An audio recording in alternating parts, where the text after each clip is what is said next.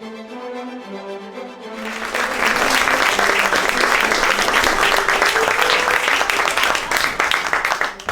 you. I haven't seen Nina since the 8th grade. I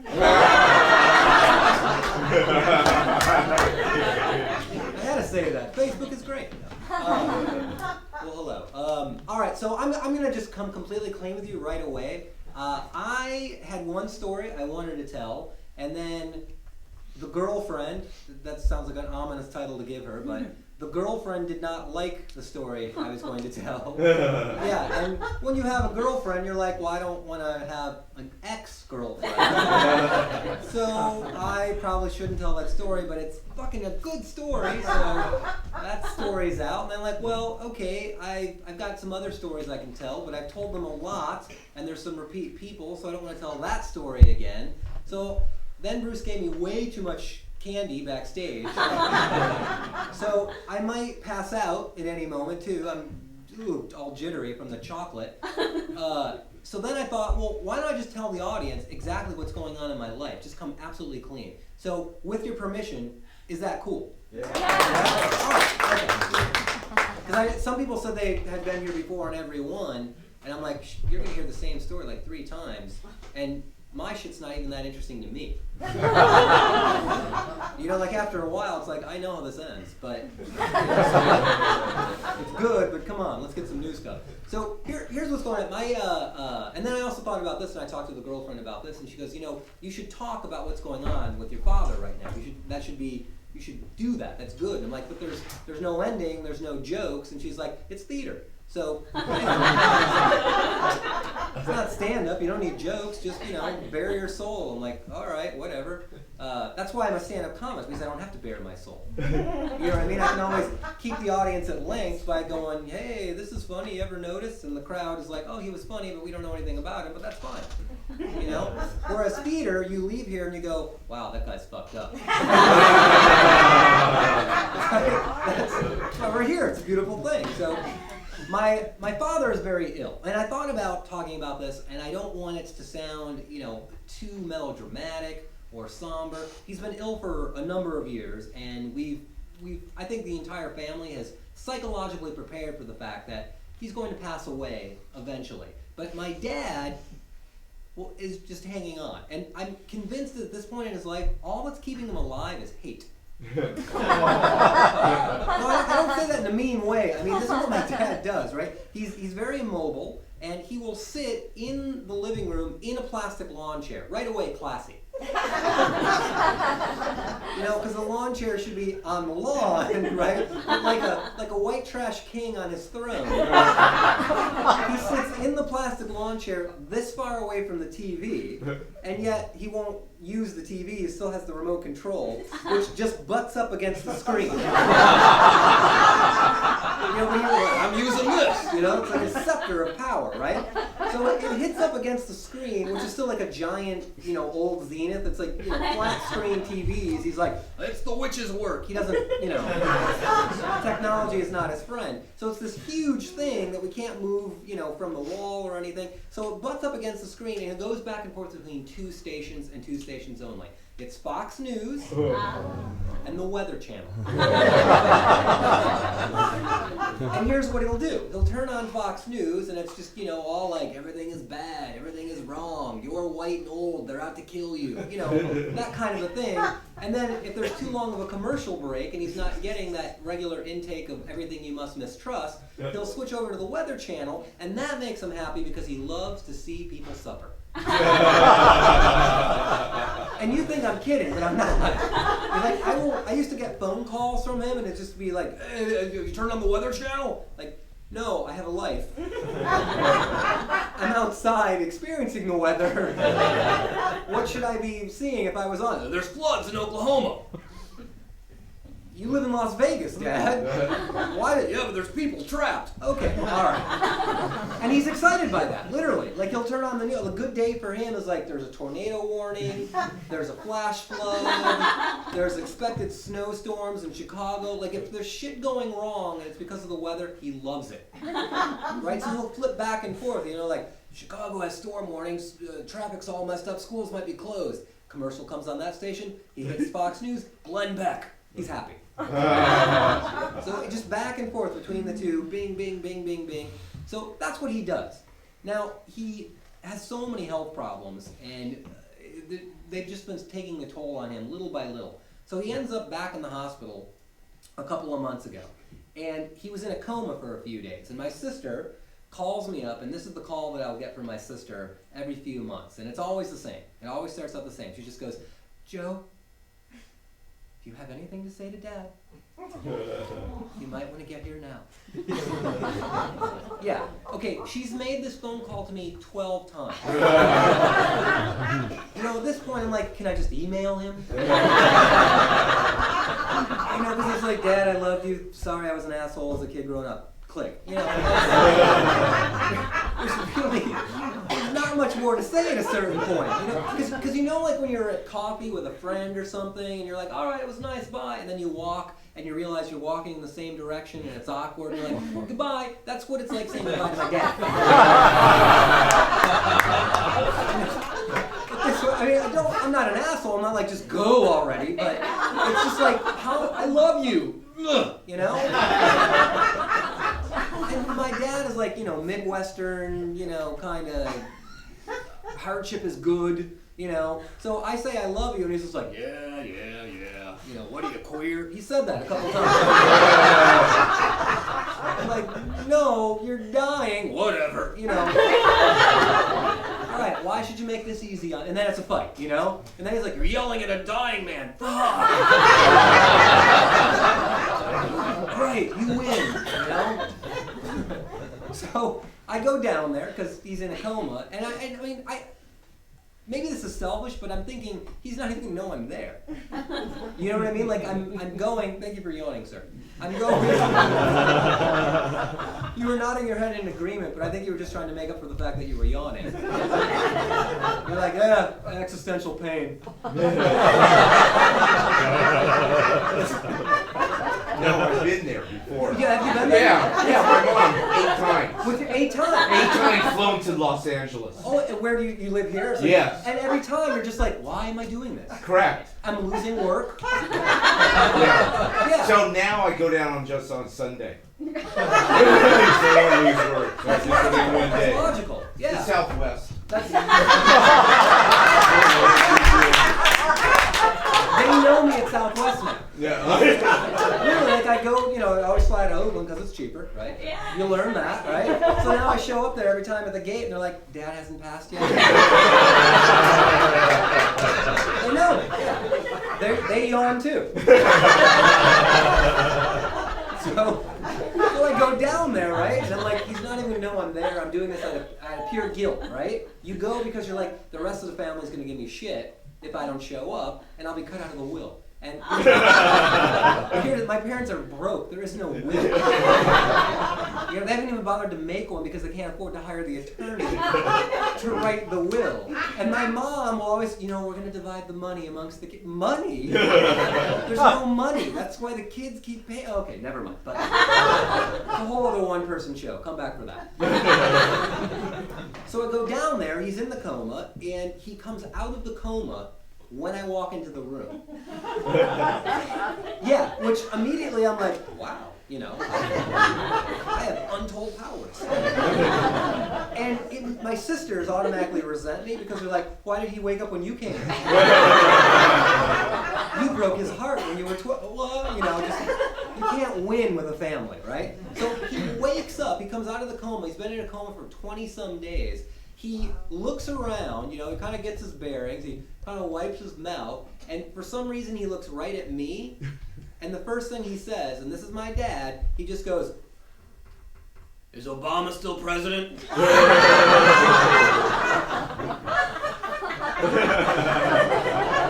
That's what's important to him, you know? And I'm thinking, like, well, if I say yes, will that kill him? You know, am I finally out of this hell that I'm in? You know? If I say no, will he be excited and then realize later I was lying and then I'll pay for that shit? You know, but I'm like, yeah, Dad, he's still the president. He's like, ugh. And then he hits the nurse call button and I'm like, what are you calling for? Morphine. Really? That bad? Really? Okay. Whatever, Dad. But that's the way. Like, Halloween is coming up, and if anybody grew up poor, right, you know that when Halloween came up, that was like the center of the little kid universe, right? Because everyone goes, "Oh, Christmas." No, Christmas sucked if you were poor. You know, you just got the. Thank you, Satan.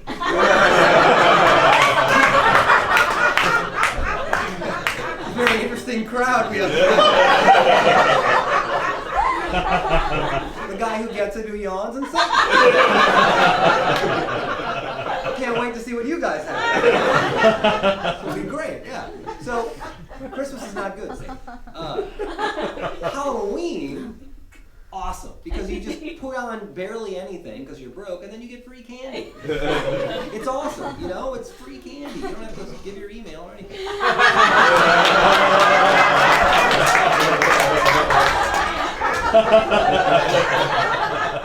But it worked.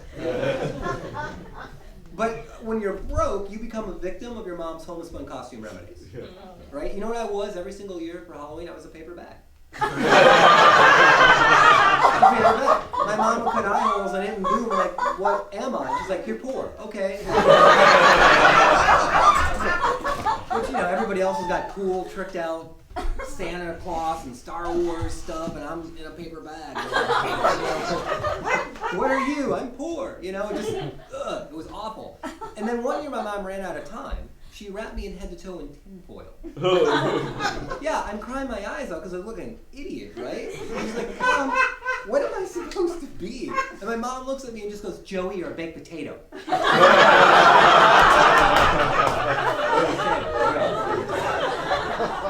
My little brother was wrapped in cellophane and sat as leftovers. That's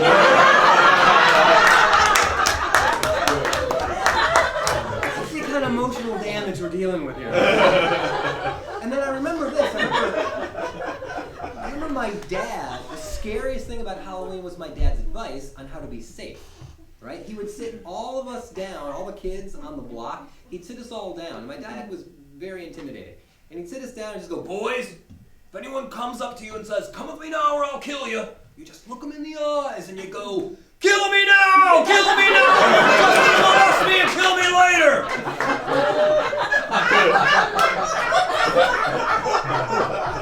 What the hell is wrong with you? That is the worst advice to give children.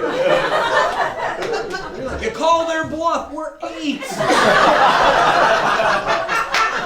I'm dressed in tinfoil. There's no calling their bluff. We're not dumb kids. We're going door to door for candy, not vans. Give us some credit. Yeah, that was. I mean, my father always, like, his advice about anything was always over the top. But then when you could catch him in something, it was awesome. Right? Like, I remember my brother and I were talking to my dad about politics because, you know, he's like arch conservative. And I remember him vividly once saying, you know, any culture that starts in a desert and disrespects its women is doomed to fail. My brother and I look at each other and we look at my dad and we go, Dad, you live in Las Vegas. And my dad was just like, fair point, fair point.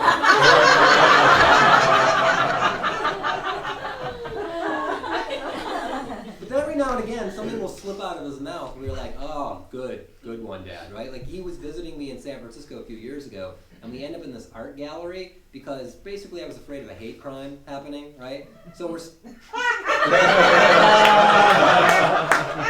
you hear that? Was that Nina? Yeah. That's hilarious. You can come out, Nina. You can sit in the audience and watch. It's like a set of laughing around here. Like TGIF laughing.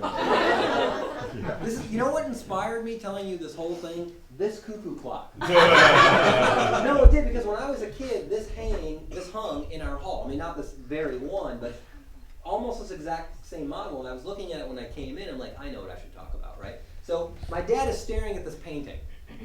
Cost 30 grand. It's Union Square, right down here. The woman who owns the gallery comes over and stands next to my dad and goes, yes, I like this one a lot too. It says a lot about where we've been, but it also tells us where we're going. And at the same time, it says something about where we are today. And my dad just looks at her, not tolerating this arty bullshit at all, and just goes, "So does a calendar, and that costs $10."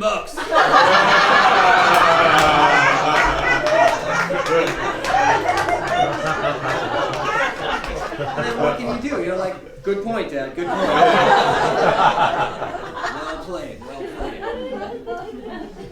Lately, his health has declined even more, which is sad. And I've been flying back and forth, thank God for Southwest, back and forth on weekends a lot. And I can't, I grew up in Illinois. That's why I look this way. We all look this way, we all look like Nazis in The Sound of Music. Adorable back there. So we grew up in Illinois, and I could not have imagined as a kid that my parents would end up in Las Vegas. That just seems so contrary to what they are and who they are about. It's surreal that they're in Las Vegas. So I can't tell you how bizarre it is to land in Las Vegas. There's all these frat boys that are just drunk, and like, "Yeah, we're gonna party," and you walk off the plane and there's slot machines blinking and everyone's like, "Woo!" I go down to baggage claim, there's my sister, she picks me up, and in 15 minutes, I'm in a hospital. And it's just, gray corridors, and they all smell like disinfectant and shitty coffee, I don't know why hospitals have to be so, here's a crazy idea. How about a coat of paint? Why Battleship gray, Why not some blue, some yellow, some flowers, Something, but they're all just like gray and boring and whatever. And I walk into the emergency room, because that's where my dad is at, because healthcare is so great, he's been waiting 8 hours just to get into a room, right? And he requires blood transfusion, so he's got a bag of blood, hanging behind him. He's also got the IV. He's got all this other stuff that's hooked up to him. Machines are beeping. He looks like a supervillain, really, There's all this stuff that's going on. But I also noticed, this is awesome. Here's the new thing healthcare has done for you. They also have little TVs on arms that you can move and put right in front of your face to, make you forget that you're not getting care. And my dad is watching Fox News. Fox News. So he's got an IV drip, and then he's got the slow drip of propaganda also seeping into him, And it's just like, to me it's so ironic because he was like, "Oh, healthcare bill, bad, socialism, evil." Like, Dad, you waited 8 hours for a doctor to see you, and now you're watching Fox News, the people who made you think that this is okay. Fair point. Fair point, I'll give you that. My sister has gone very, very religious on me, which is fine, but when she's driving me to the hospital, she's talking down to me, she's like, "I know that your faith is, well, it's not as powerful as mine." That's actually what she said. Her faith is more powerful than my faith. And to which I said, "Well, remember who woke him up when he walked in last night?" Well, you got Jesus, but I got this magic. But she warns me about my mom. Or course, she, basically she says, "Look, I know you and Mom always clashing, right? So just be on your best behavior. Don't take her bait. If she hits one of your buttons, just remember, this is her husband. They've been married 50 years, and this is really difficult." I'm like, absolutely, absolutely, I understand. And my mom and I always have, she was a nun for 10 years. Yeah, wow. Yeah. A nun, full-on habit, church, the whole thing. And you have to remember, when you're a nun, they tell you are married to God. Mm-hmm. My mom divorced God. That's going to leave a mark, She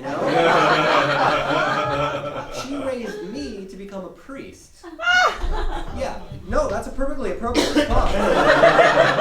Don't hold it in. Yeah, that was basically my reaction about 8 when I realized what a priest was. I'm like, what do I do? No, screw that, none of that, But it was like a guilt. She wanted to, I left the team, now I have to give one back. That was like her thinking, right? So my mom, very, very religious, and I walk in and there's my mom, and she looks thinner than I remember. My mom was always very thin, and I looked at my mom right away and I just realized this was more serious. Like, we had resigned ourselves to my father passing away eventually, but when I saw my mom's face, I realized, wow, okay, this is really hard for her. Like, it suddenly humanized it. Maybe that makes me sound like an asshole, but I kind of like, yeah, I know Mom, you know, whatever. But I see her and I realize, oh, this is bad. And my mom instantly says to me, this is literally what she does. She puts her hands together like this and she goes, Joe, you had such a good father. And she says it in the past tense. And right away I'm like, did he pass away? Mom, what the hell is happening? And my mom's like, no, he's still with us. But I want you to know, like, what the fuck? You can't use past tense to talk about Dad. And I realize I'm like looking over her shoulder. He's right there. And he's like, I'm still here. And like, Ma, exactly. You know, like, you know, you almost killed me. But that's now my mom is talking about my father in the past tense, and we realize like maybe this is some psychological mechanism to prepare herself for it. But my dad is always there, and the nurses will come in, and she'll be like, he was such a good husband, and he was such a good father, and again, I'm still here. You know, so it's just she's just like, I know, but you were good. I think my mom is sort of enjoying the attention too. You know, it's like she gets to perform as you know, the woman who's losing her husband, but he's still there. Here's the other thing. I have also gotten to witness the modern American healthcare system up close, very personally. And I will tell you something. When you are waiting in a hospital for 8 hours to make sure your father gets pain medication, all of the talking points, liberal, conservative, all of the politics around healthcare, you don't give a shit about. You just want care. You just want your father to be taken care of. You forget about the bullshit he pulled on your paper route in the 10th grade. You know? You forget about all the times he made you feel weird or you were embarrassed of him. You're just sitting there and you're like, I just want care. And you also realize that there's plenty of people in the healthcare system that care. They're just overworked. My father now has very poor muscles in his throat, and as a result, he has a significant choking hazard in the hospital. If he just gets a little bit of fluid into his throat, he could choke to death and die. As a result of that, he has to be monitored very carefully. You have to sit with him and sip the water. He cannot have a straw. If he has a straw, too much liquid goes to the back of the throat. You're not, yeah. Thank you for not yawning. Well, every nurse would come in with this tray of food and put the tray of food down, and there's a little milk carton with a straw. Even though it clearly says on the bed above him, you know, choking hazard, no straw. And every time my sister, who's made it now her job, basically, to be my father's healthcare advocate, is sitting right there, and she'll go, he's not supposed to have a straw. And they'll go, oh, and take the straw out and leave. But it's like, okay, these people care, but shouldn't you just look up on the wall, you know, and straw? Otherwise, he could choke to death, right? It's freaky to witness. My father has been going in and out of hospitals and rehabilitation centers. He's got blood clots in his legs, and he's got stents, which are basically, are you a nurse? Speech therapist. Speech therapist. So no.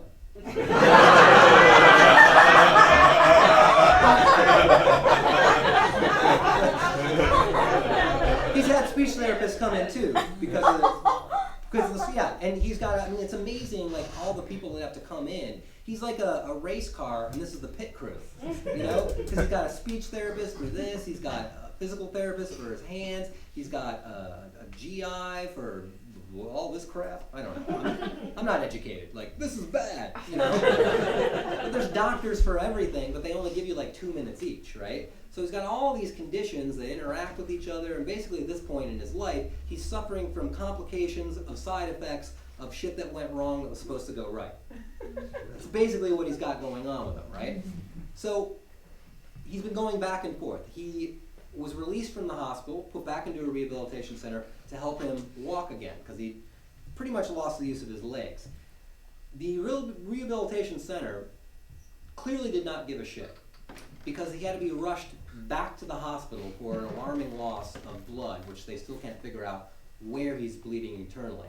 But when the ambulance crew drove him back to the hospital, they made the unprecedented step of going to the nurse station and saying, is there any family of this gentleman we just transported here in the hospital? And they said, let's check. My sister's always there. They get hold of my sister. They come to my sister and they say, we just want you to know that we transported your father. We have nothing to do with the facility, but we think you should know that it appeared to us he'd been sitting in his own urine for 2 days.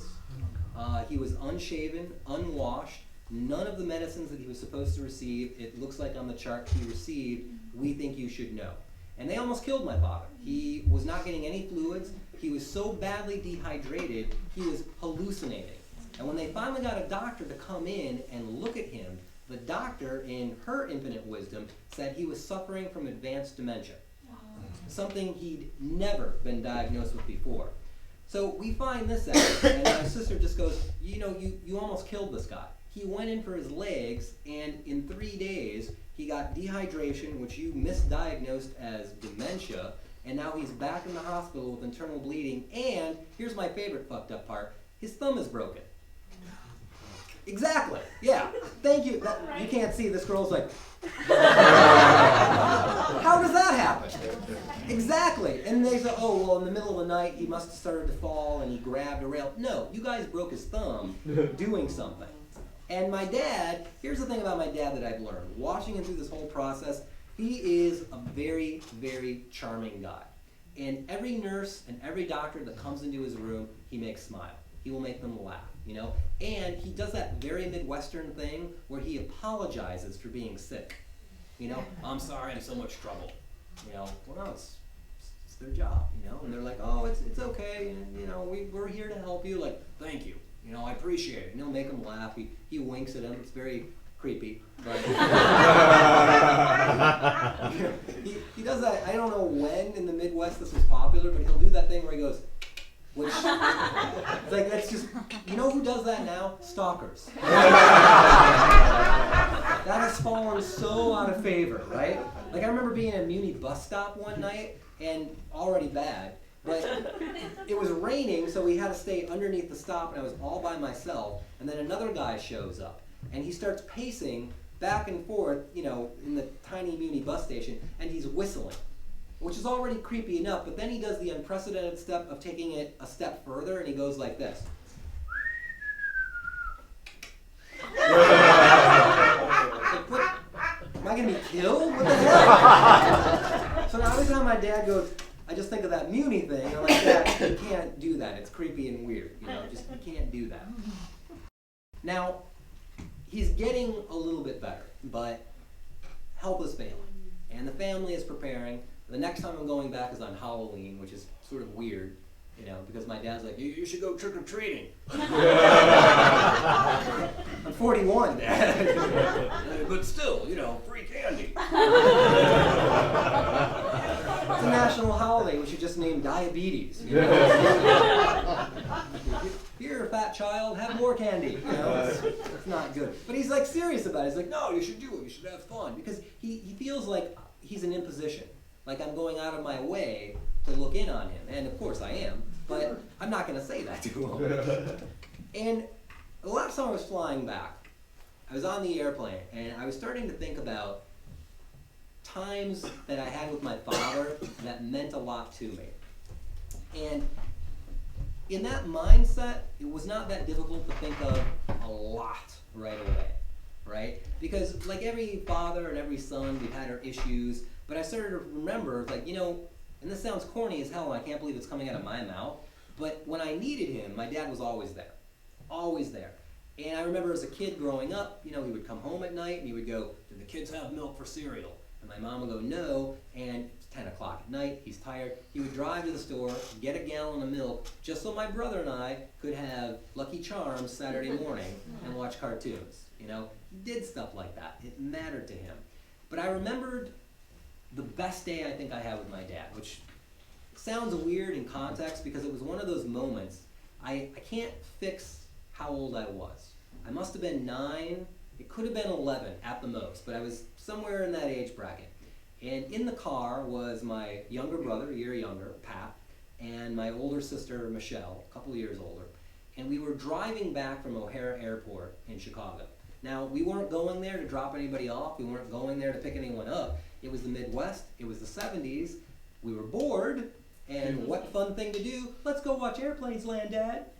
Like, that was exciting shit. You know, we did not grow up in San Francisco. We're like, let's go watch a guy in assless chaps. No. You know, we had airplanes. That was like a big deal. Like, look, big metal bird out of the sky. It's loud. Wow. You know, that was family bonding. So we drove, watched that for a few hours, and then we're driving home, and it's summer. It's Illinois. It's humid. It's like 90 degrees out, and we have all the windows rolled down, which is a special treat because we didn't have air conditioning, but my mom and my dad wanted people to think that we had air conditioning sometimes. So when we were in the neighborhood, we had to have the windows rolled up and we had to pretend that we had air conditioning. Yeah, but it's like, wow, look at those people with air conditioning, sweating profusely. It was like driving around in a mobile sweat lodge, you know? Just they're like, oh, damn it, we want the neighbors to think we're doing okay. Well, dead kids in the back seat is not going to do it. So this was like a rare treat. Like we got to roll the windows down, you know, because we weren't near the neighborhood yet. And somehow, I don't remember the circumstances of how, somehow my sister Michelle had a small squirt gun. Now I say small, but maybe this is dating me. Do you remember how squirt guns used to completely suck? You know, they were tiny, their triggers would eventually break. To fill them up, it had a hole, you know, it was tiny, right? You know, they sucked. Like, squirt, squirt, I'm done. You know, and then super soakers came along, you know, which was like this just nuclear option. Yeah, you know, like it had a hole this big so you could fill up 40 gallons like that, and then you're out there squirting at like 30 yards distance. It was like this technological breakthrough, this leap forward, right? So the squirt gun she had was like something in between, right? I think it began the squirt gun arms race. Because it had like a cap that you would have on a shampoo bottle that you could undo and you could fill up really, really quick, right? And she had a water bottle, right? So she had the squirt gun, the windows are rolled down, and I remember when I first became aware of what was happening. We pulled up to a light, right? And it's Illinois, it's summer, it's the 70s, everybody had their windows rolled down. It was just like a different era. You know, like now everyone's got windows rolled up and people have cell phones, which you're not supposed to look at, but we do. They've got your iPod, kids have their own TVs to watch movies in back. We didn't have any of that shit. We just had open windows, right? So my sister's waiting for the light to change, and the guy next to us, the typical Midwestern guy, he's got like long hair and mustache, he's rocking out to Rush, and you know, some band like that. And she's smart, she's waiting for the light to change, and as the light changed, she pulls the squirt gun up, squirt, squirt, squirt, and hits the guy in the neck and the face with water, and as we pull away, he's like, what the hell? You know, he's looking out those clear blue sky, right? We are dying laughing. My sister and my brother and I were in the backseat. We are cracking up. My dad, oblivious. He's like, what the hell are you kids doing? Nothing, Dad. You know, it's awesome kinds of fun. Well, eventually, he sees what's going on. And now, here is the magic moment that I remember. My father clearly sees what's happening, right? And he gives us the stern fatherly warning. That's dangerous. You kids could injure somebody. You could get somebody into a car accident. So be careful. We're like, well, be careful, like don't do it. Or be careful, like watch our aim. Like be careful, like what? He's just like, I'm not telling you what to do.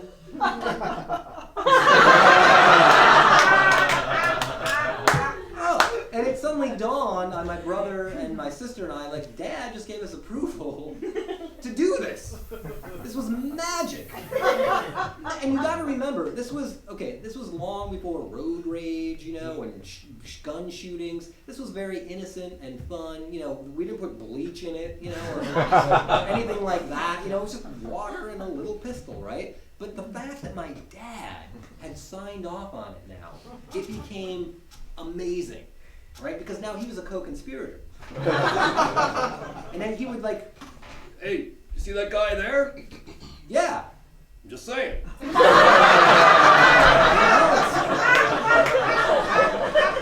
Because we still couldn't figure, like, are we okay with this? Am I in an alternate universe why are you slowing down? That guy, it's time to light. I'm like, okay, yeah.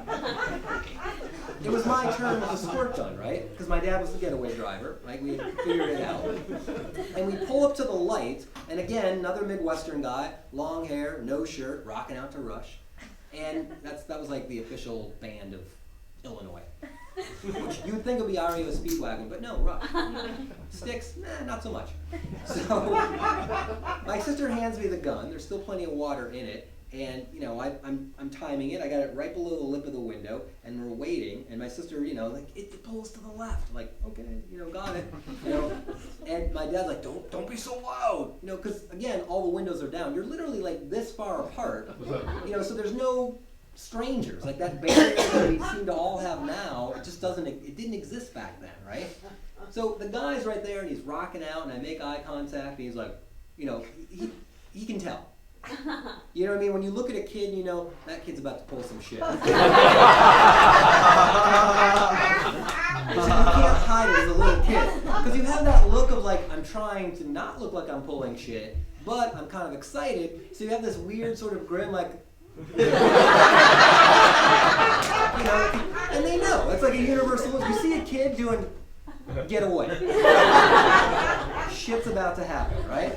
So I'm like, you know, light changes. We start to pull away, and I'm like, just squirt and just water everywhere. And this guy, you know, he put it together. He's like, what the fuck? Like he starts swearing, and my dad was just like, hits the gas, and we just go jetting out of there, and we're just laughing our asses off. Now it's about a 2.5 hour ride to get from O'Hara Airport back to our house. This went on the entire ride. We would pull up to lights, we would trade the squirt gun amongst the three kids. My dad was in on it the whole way, and we were loving it. And I remember we got close to my neighborhood, and again, we start rolling the windows up. And my dad's like, oh, leave them down. What? Okay. He's like, yeah, leave him, but no more squirt gun. I'm like, okay, yeah, we had fun. And we were all so let down that it was over. I don't know if you've had those, I'm sure you've had those moments. We've all had those moments where time inexplicably just goes by. And when you realize, wow, that much time went by, you're like, where did it go? And it went by like that because you were just having fun. Or you were just out of yourself. You were just enjoying the moment. We were all so in the moment that we shared this amazing moment. And I look back on that time in my life and that particular day, which I vividly remember, and I just think, you know, that was awesome. Because in just a few years, I wouldn't be caught dead with my dad. You know, nobody in the family wanted to hang out together anymore. We were all at that age where we were just about to start shooting off into different directions and pursuing different interests. But for just a few hours in the backseat of that car, on a summer in Illinois, we were a family and we were having fun in a completely illegal way. That is beautiful. So that is the story of where I'm at in my life and what's going on with my dad, and I highly advise, let your kids get a squirt gun.